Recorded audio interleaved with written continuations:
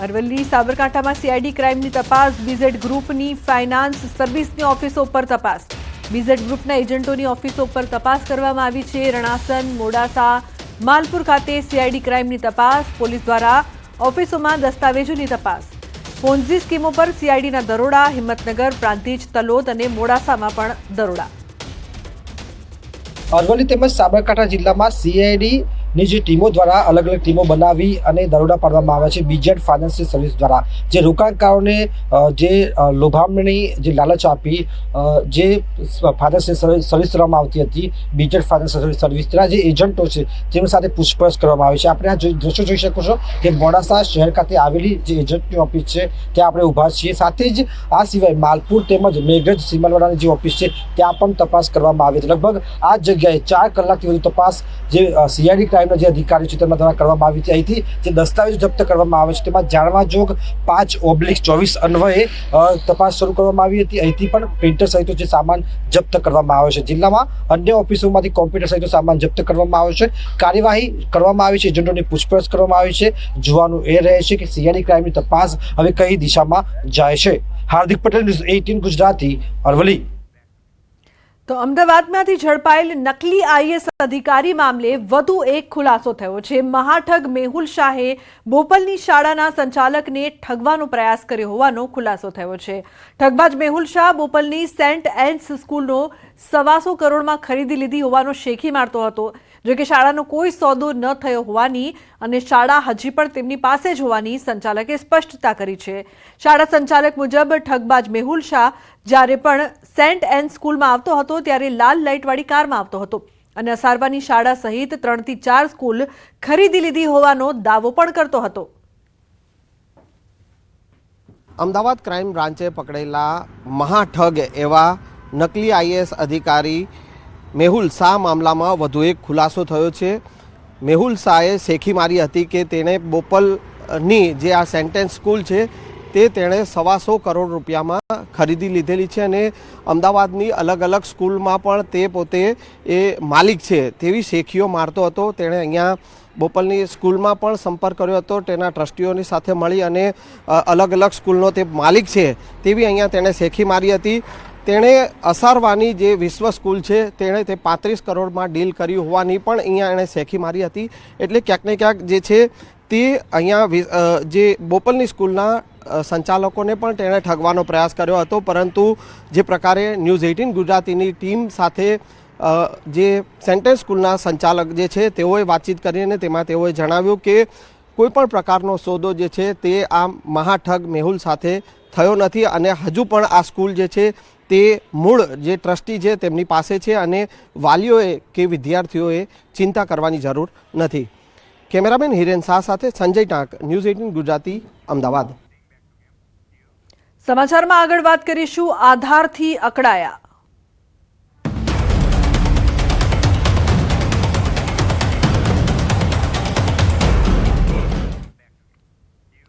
તો વડોદરામાં આધાર card update માટે અરજદારોને હાલાકી થઈ રહી છે। આધાર કાર્ડમાં સુધારા અને કેવાયસી માટે વહેલી સવારથી જ જૂની જિલ્લા કલેક્ટર કચેરીમાં ભારે ભીડ જોવા મળી રહી છે।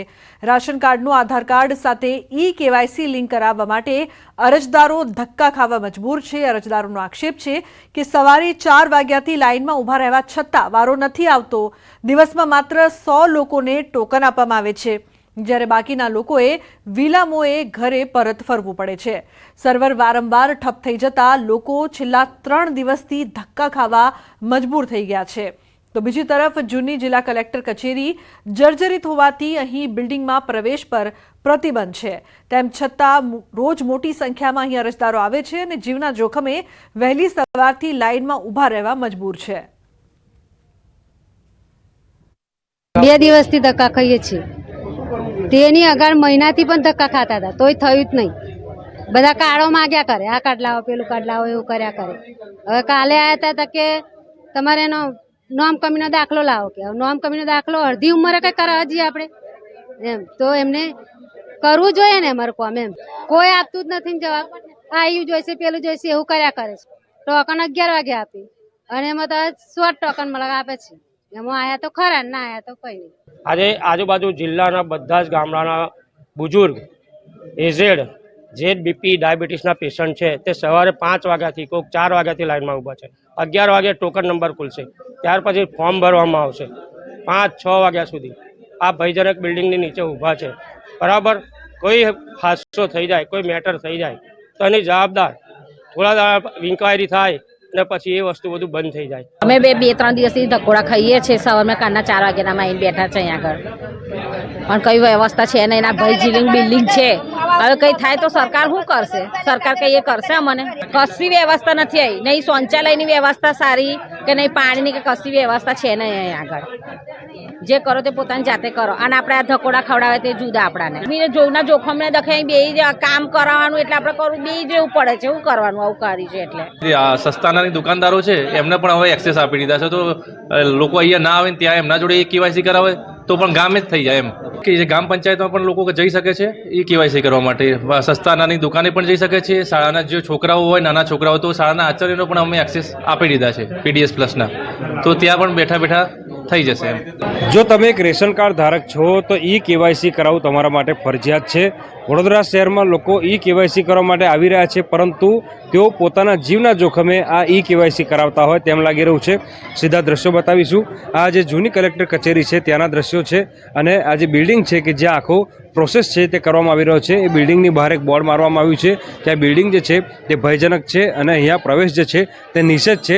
ત્યારે આ બોર્ડની સાથે સાથે અહીંયા બેઠેલા લોકો છે એ તમને બતાવીશું કે એક તરફ આ જોખમી ઇમારતનું બોર્ડ માર્યું છે અને બીજી બાજુ લોકો જે છે અહીંયા KYC કરવા માટે આવ્યા છે. એટલે સ્વાભાવિક વાત છે કે લોકો જે છે ત્યાં પ્રક્રિયા પોતાના જીવના જોખમે કરાવી રહ્યા છે. બીજી વાત કરીએ તો અહીંયા જ્યારે લોકો આવે છે ત્યારે તેમને યોગ્ય કોઈપણ પ્રકારનો જવાબ જે છે તે મળતો નથી. વહેલી સવારે 3-4 વાગ્યાથી લોકો અહીંયા આવી જાય છે અને લાંબી કતારો જે છે તે આ મુજબ લગાવી દે છે. લગભગ 11 વાગ્યાની આસપાસ ટોકન આપવામાં આવે છે. એમાં પણ જે તમામ લોકો આવ્યા હોય એ તમામ લોકોને ટોકન નથી મળતી. એક મર્યાદિત સંખ્યામાં લોકો જે છે તેમને ટોકન આપવામાં આવતી હોય છે. ત્યારે લોકો અહીંયા હેરાન પરેશાન થઈ રહ્યા છે. ઇમારતની વાત કરીએ તો જર્જરિત ઇમારત તો છે જ, પરંતુ અહીંયા શૌચાલય સહિતની જે પાણીની વ્યવસ્થા હોય એ પીવાના પાણીની વ્યવસ્થા પણ નથી. એટલે અયોગ્ય વ્યવસ્થા વચ્ચે લોકો જે છે અહીંયા KYC કરવા માટે આવી રહ્યા છે. લોકો જે છે તેઓની અંદર ભારે રોષ જોવા મળી રહ્યો છે. આ તમામ લોકો તમે જે જોઈ રહ્યા છો તે વડોદરા ગ્રામ્યના લોકો છે. લોકોનું એવું કહેવું છે કે ગામડાથી શહેર સુધીનો ધક્કો ખવડાવો એના કરતાં જો આ જ પ્રક્રિયા ગ્રામ પંચાયતમાં કરી દેવામાં આવે તો ગ્રામના લોકોને વધુ સરળતા રહે. ગૃહિણીઓ છે પોતાનું ઘર છોડીને આવી છે, તો જે યુવાનો છે પોતાની નોકરી છોડીને આવ્યા છે. ત્યારે આ વ્યવસ્થા સુધારવામાં આવે તેવી જે માંગણી છે તે અરજદારો કરી રહ્યા છે. હાર્દિક દીક્ષિત, ન્યૂઝ 18 ગુજરાતી, વડોદરા. તો રાજકોટના આધાર કેન્દ્ર બહાર KYC માટે લોકો કતારોમાં લાગ્યા. આધાર કેન્દ્ર બહાર લોકોના હાલ બેહાલ જોવા મળ્યા. લોકો પારાવાર મુશ્કેલીઓનો સામનો કરતા નજરે પડ્યા છે. રાજકોટ મહાનગરપાલિકાના સેન્ટ્રલ ઝોન કચેરી ખાતે આધાર કેન્દ્ર બહાર 500 જેટલા લોકો લાઇનમાં ઊભા જોવા મળ્યા. ત્યારે ન્યૂઝ 18એ અરજદારોની વ્યથા સાંભળી. અરજદારો વહેલી સવારના 9 વાગ્યાથી લાઇનમાં ઊભા છે. લગભગ 3 કલાકથી પણ વધુ સમય સુધી લોકો લાઇનમાં ઊભા રહ્યા બાદ પણ વારો ન આવતો હોવાનું અરજદારોએ જણાવ્યું. કેટલાક અરજદારોએ 3 દિવસથી ધક્કા ખાવા છતાં KYC ન થયાનું જણાવ્યું.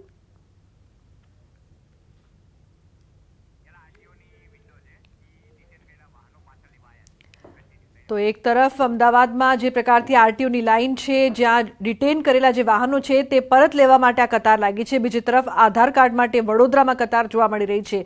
લોકો કલાકોથી ઊભા છે. રાજકોટમાં પણ આ જ દ્રશ્યો, આધાર કાર્ડ માટે કલાકોથી લોકો ઊભા છે, છતાં તેમનો વારો નથી આવી રહ્યો. લોકોને હાલાકીનો સામનો કરવો પડી રહ્યો છે.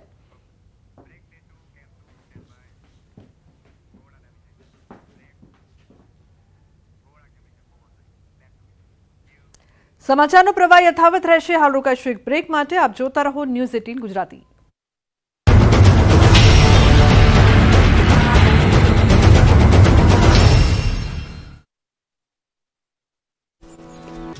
ખ્યાતિકાંડના મેડિકલ માફિયાઓ આખરે ઝડપાયા છે. અમદાવાદ ક્રાઇમ બ્રાન્ચે મોટું ઓપરેશન પાર પાડ્યું છે.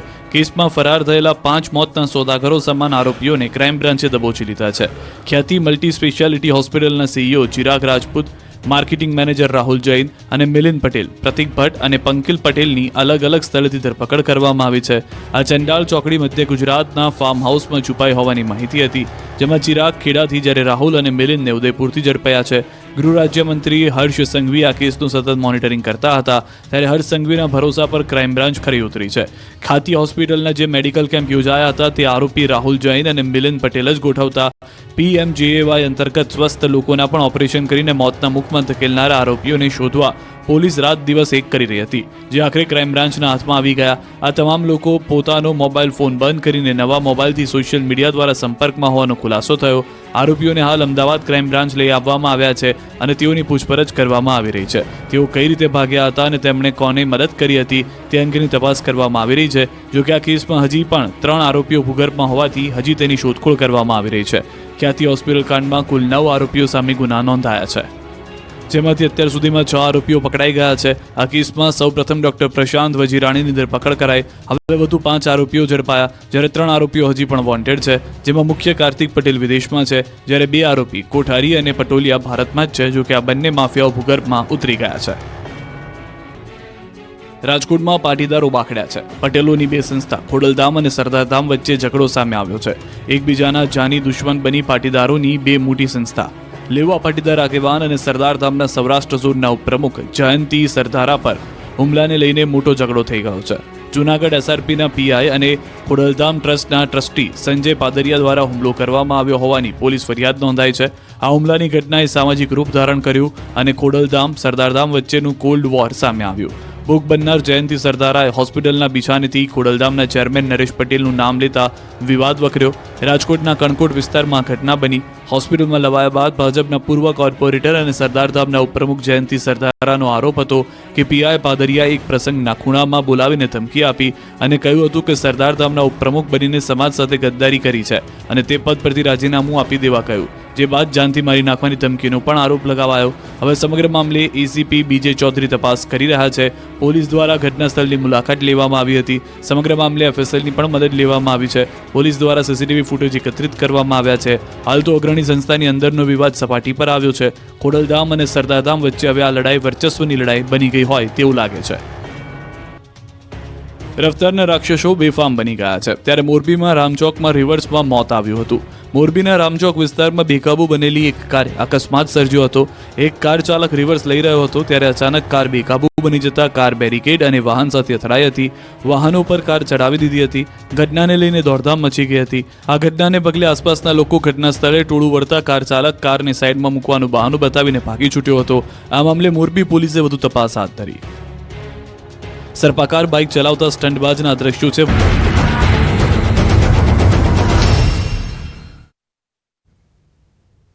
Welcome back. અને મહત્વપૂર્ણ સમાચારની વાત કરવામાં આવે તો રાજકોટમાં સરદાર ધામના ઉપપ્રમુખ પર થયેલા હુમલાને લઈને સોશિયલ મીડિયામાં પોસ્ટર વોર શરૂ થઈ છે.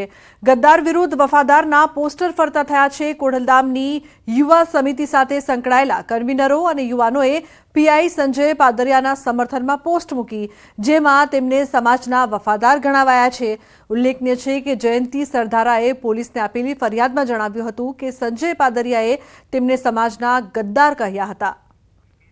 અંકિત જોડાય છે ફોન લાઈન પર વધુ માહિતી આપવા માટે. અંકિત, હવે સોશિયલ મીડિયામાં પોસ્ટર વોર શરૂ, શું વધુ અપડેટ? ચોક્કસ સર, ડુબના ખાસ કરીને વાત કરવામાં આવે તો સરદારધામના ઉપપ્રમુખ જયંતિ સરદારા ઉપર જે હુમલો થયો હતો ને તે અંગે હવે સોશિયલ મીડિયામાં ગદ્દાર વિરુદ્ધ વફાદારની વોર શરૂ થઈ હોય તેવું લાગી રહ્યું છે.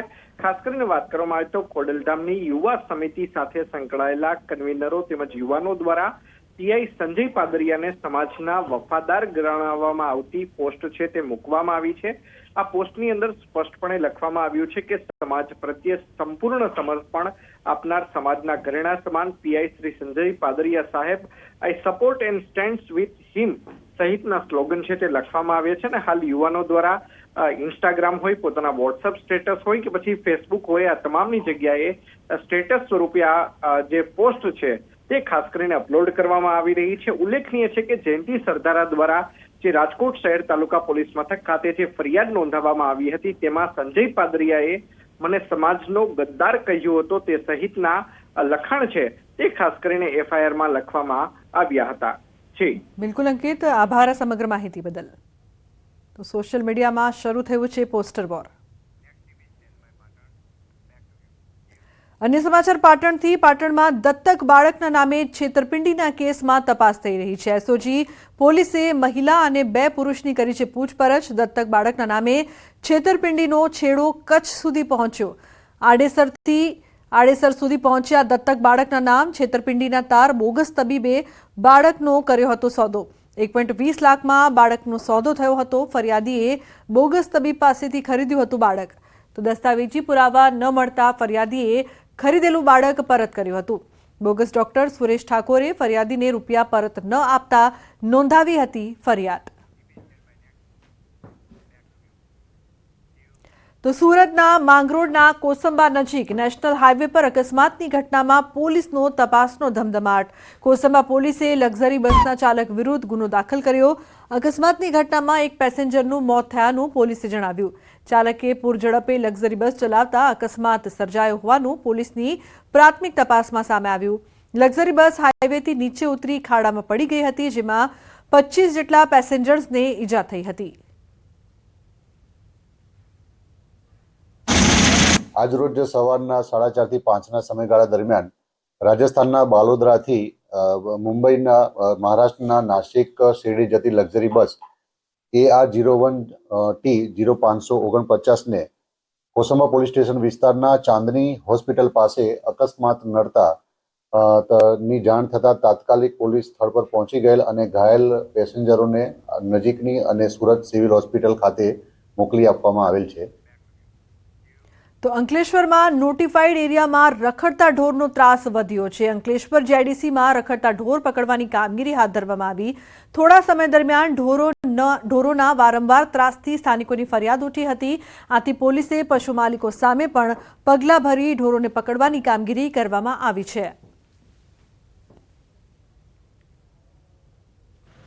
વસાહતમાં જે ઢોરોનો ત્રાસ હતો તેને દૂર કરવા માટે પોલીસના સહયોગથી આજે ડ્રાઈવ ચાલુ કરેલ છે, જેમાં નોટિફાઈડ દ્વારા ગાયોનું પકડવાનું કામગીરી હાલ ચાલુ છે અને તે બી હજી ચાલુ રહેશે પૂરા દિવસ માટે, જેથી જે ઓછું થઈ શકે એવો નોટિફાઈડનો પ્રયત્ન રહેશે। તો અમદાવાદમાં કિન્નરોની દાદાગીરી સામે આવી છે। અમરાઈવાડીના રાધે બંગલોઝમાં કર્યો હોબાળો। પ્રસંગ ભેટ ઓછી મળતા કર્યું અણછાજતું વર્તન। દીકરીના લગ્ન પ્રસંગ હોવાથી 51,000ની કરી હતી માંગ। ચેરમેને સમજાવવા જતા કિન્નરોએ હુમલો કર્યો, તો ટોળું બોલાવીને ચેરમેન સાથે અશોભનીય વર્તન કરવામાં આવ્યું। પોલીસને બોલાવ્યા બાદ પણ કિન્નરોએ આતંક મચાવ્યો હોવાનો આક્ષેપ। સોસાયટીના સીસીટીવી કેમેરામાં કિન્નરોની હરકત થઈ છે કેદ। તો ઘટનાને લઈને સોસાયટીના રહીશોમાં ભારે રોષ જોવા મળ્યો। સ્થાનિકોએ ઝોન 5 ડીસીપી ઓફિસ પહોંચીને રજૂઆત કરી। કિન્નરો સામે ફરિયાદ નોંધીને કાર્યવાહી કરવાની પણ માંગ કરી છે। સ્થાનિકોએ પોલીસ સ્ટેશન બહાર ન્યાયની માંગ સાથે નારેબાજી કરી છે। તો ટોળું બોલાવીને સોસાયટીમાં કિન્નરો દ્વારા હોબાળો। વાત ના માની અને મારી જોડે દલીલ કરવા માંડ્યા। એના પછી એ લોકોએ કંઈક 40-50 કિન્નરો બીજા બોલાયા અને પછી મને ધમકી આપી કે તમે બહાર આવો, તમને જ બધા પ્રોબ્લેમ છે, તમે સોસાયટીની બહાર આવો, તમને નહીં છોડીએ।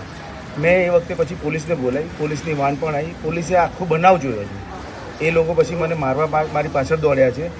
એ લોકો એમના કપડાં કાઢ્યા, ધમકાયો અને પર્સનલી એવી ધમકી આપી છે કે તું તો ગયો છે, આ વખતે હવે તને નહીં છોડીએ, કે તું સોસાયટીની બહાર પગ મૂક, તને જોઈશું નહીં।